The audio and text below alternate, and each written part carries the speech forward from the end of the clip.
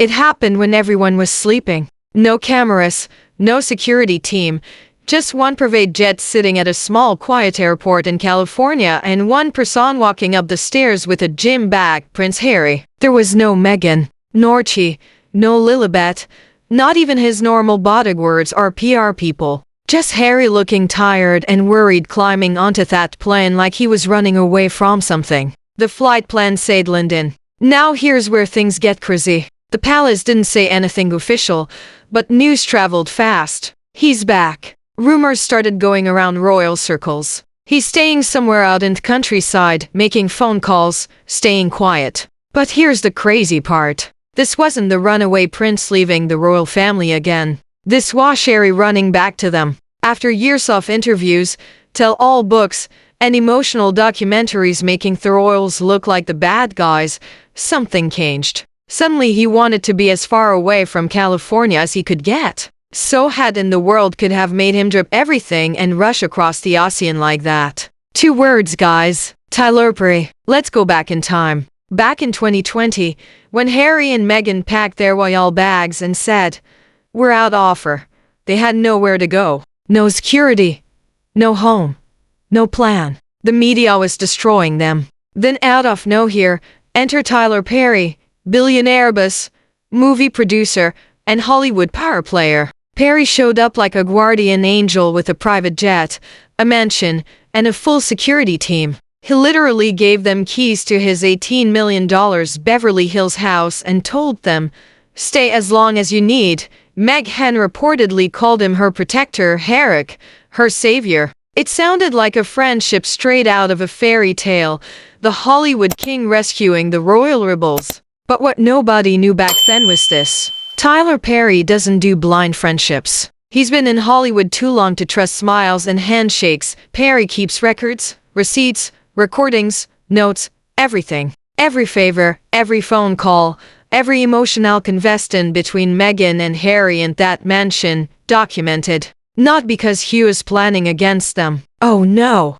But because Perry knows how fast loyalty turns into trouble. In his world, keeping records means survival. And it in a way in his files was so mything nobody outside that house knew existed, the vault. Think of it like a treasure chest of truth. Voice recordings, notes, signed papers. Even behind-the-scenes footage from the couple's media projects. And deep inside that vault was a document that would eventually blow up everything they built. When Harry and Meghan moved into Perry's home, they didn't just move in. They signed legal papers, a formal living agreement. Totally normal, right? Until you read the small print. Buried deep in illegible words was one clause written so neatly it almost looked innocent. It said, if either person publicly dissents or tries to erase the other, the innocent party can share information needed to protect their reputation.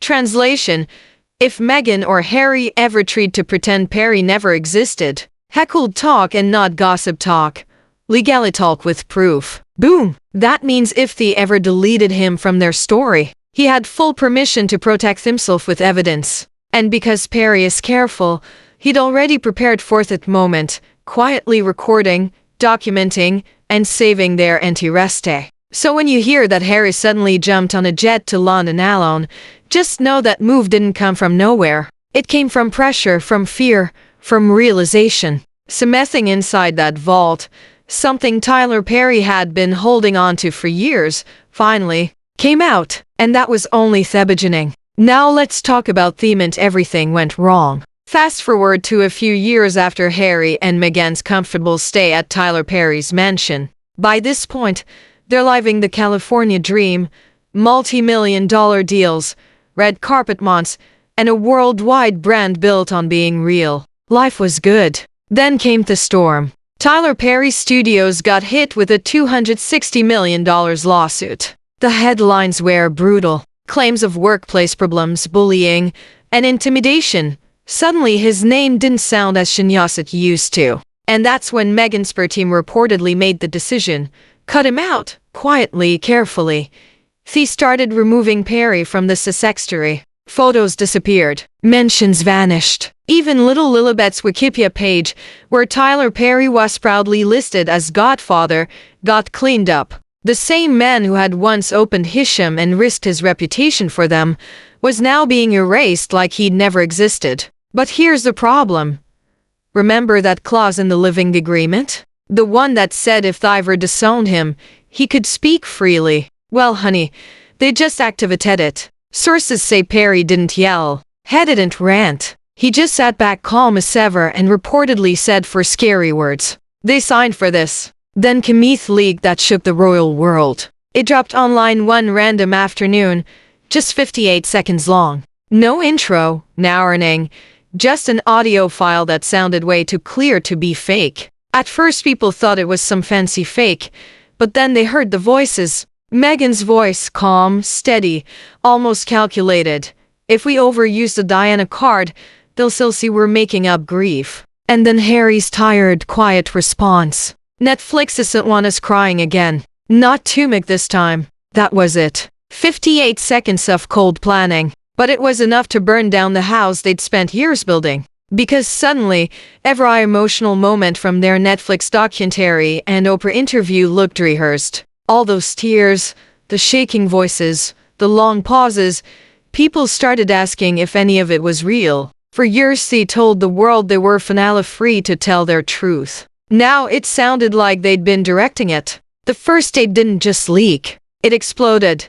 Defenders went silent. Critics sharpened at their attacks. And Tyler Perry, not a word, no denial, no confirmation, just dangerous silence from the man who held the receipts. And when someone like Tyler Perry stays quiet, oh baby, that means he's just getting started. Exactly 1 week later, it happened again. Another clip showed up, this time longer, sharper, and even more revealing. It's Harry's voice you hear first pacing somewhere in the background. You can hear the shuffle of his steps as he talks through strategy like a man planning a movie scene. If we look too polished, it's fake. But if we lean into pain too hard, we look manipulative. That line alone sent shivers through everyone listening.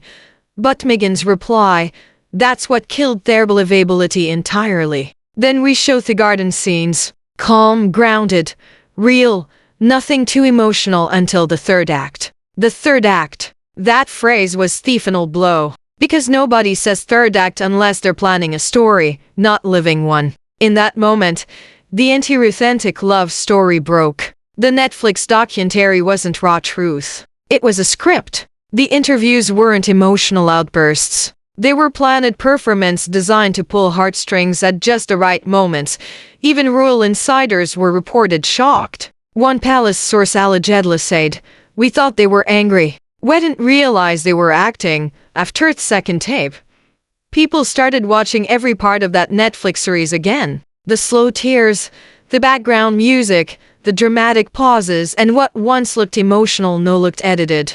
Meanwhile, Perry's still silent, still unmoved, letting the world figure it out on its own. Because when you have truth on your side, you don't rush. You let everyone else drown in guessing. By this point, Meghan's team was in panic mode, but the damage was done. The world had tasted the receipts, and they wanted more. What nobody knew yet was that Perry's vault wasn't just full of recordings. It also held one document that would end everything. And that, guys, is where the story goes nuclear. Just when everyone thought that were leaked tapes were the end of it. Oh no, honey. That was just the warm-up. Because Tyler Perry's vault didn't only hold audio, it held documents. And one of those documents was the real bombshell.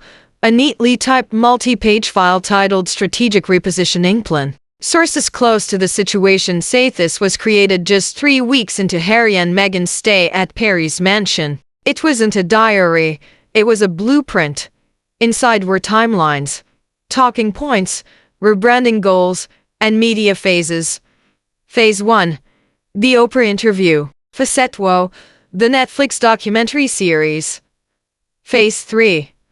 A lifestyle empire built on being authentic and heartbreak. And at the very bottom, 2 signatures, Harry Meghan. The document showed that the whole speaking our truth thing was all out. A business plan designed to build their image, sell their pain, and control their story. It was organized, polished, and absolutely devastating. Because once this came out, people realized they didn't escape Thepolis to find freedom. They left to build their own institution. This was no fairy tale. This was strategy with lighting, music, and a marketing budget. After that leak, Harry reportedly fell apart. Those who saw him in Montecide's described the men pacing through hallways at 3 o'clock a.m. or playing the recordings on repeat. He wasn't angry. He was empty. Insiders claim his calls with Meghan grew short and tense. The partnership that once looked like rebellion now sounded like exhaustion. He allegedly told one friend, "I realized it was over. Not the story, everything." That's when he made the call nobody expected.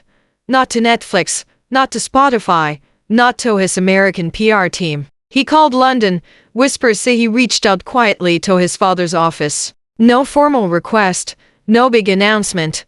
Just a message that said everything without saying much. "I'm not okay." Within 48 hours, a private jet took off from a small airport north of Los Angeles. No photographers, no crew, no Meghan. The prince who once ran from palace was heading straight back to it. And while Harry disappeared into fog, the world watched Meghan's empire fall apart in real time. Her new festal brand, the one meant to be her grand comeback, flopped harder than anyone expected.